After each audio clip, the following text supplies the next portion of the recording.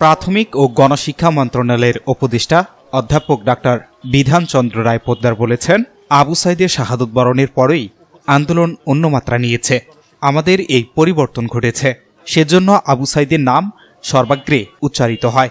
রবিবার বিকেলে শহীদ আবু সাঈদের গ্রামের বাড়ি পীরগঞ্জের বাবনপুরে পরিবারের সাথে সাক্ষাৎ করে এসব কথা বলেন তিনি।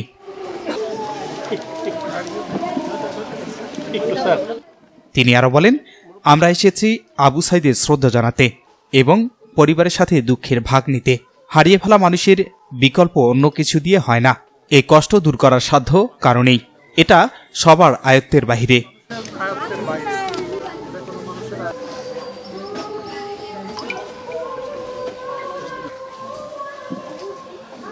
এটা তো আমাদের একটা নতুন ইতিহাস তৈরি করলো, কারণ আবু সাঈদের শাহাদাত বরণের পরেই কিন্তু আন্দোলনটা একটা অন্য মাত্রা নিল এবং আমাদের এই পরিবর্তনটা ঘটালো। সেই জন্য আবু সাঈদের নাম তো সর্বাগ্রে উচ্চারিত হয় এবং আমরা আসছি দুই কারণে এখানে। একটা হচ্ছে তাকে শ্রদ্ধা জানাতে, আর একটা হচ্ছে তার পরিবারের সঙ্গে দুঃখের একটু ভাগ নেওয়ার জন্য। কারণ তাদের পরিবারের যে কষ্ট, যদিও আমরা তাদের আর্থিকভাবে বা অন্যভাবে কিছু সহায়তা করার চেষ্টা করতেছি, কিন্তু এটা তো তার একটা মানুষের বিকল্প হয় না। ফলে এই কষ্ট কেউই দূর করতে পারে না, এটা সবারই আয়ত্তের বাইরে। আমরা আসছি একটু ভাগ নেওয়ার জন্য। এই তরুণদের প্রতি আহ্বান জানাবো, যে কোনো পরিবর্তনের দুইটা পর্যায় আছে। প্রথম পর্যায়ে হচ্ছে পুরানটাকে ভাঙা, দ্বিতীয় পর্যায়ে হচ্ছে নতুন গড়া।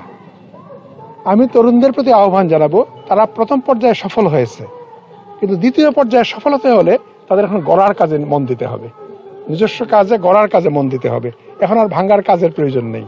এখন ভাঙতে গেলে পরে মূল উদ্দেশ্য সফল হবে না, কারণ আমাদের উদ্দেশ্য তো ভালো একটা বাংলাদেশ গড়তে হবে এখন আমাদের। এ সময় উপস্থিত ছিলেন অতিরিক্ত সচিব আতিকুর রহমান, রংপুর বিভাগীয় কমিশনার শহীদুল ইসলাম, উপজেলা নির্বাহী কর্মকর্তা খাদিজা বেগম সহ আরও অনেকে। Shahinur Rahman, news desk, ABN 24।